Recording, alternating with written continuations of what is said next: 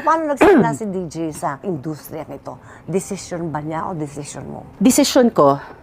Okay. Okay. Kasi alam mo gusto niya. Oo. Diba? Hindi naman ito desisyon talaga yung salitang desisyon na suggestion.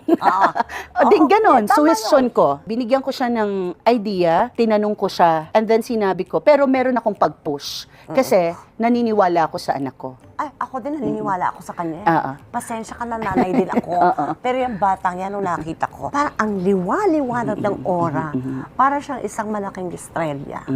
Nung 14, ang ganda ng storya. Nung 1-year-old siya, dinala ko yung pinsan kong si Antonio Aquitania kay Tito Douglas Quijano. Sumalangit nawa si Tito Dogs, no? Nakita ni Tito Dogs, 1-year-old lang, dala-dala ko. So nung araw na yun, kinuha si Antonio ni Tito Dogs at inilagay sa bubble gang.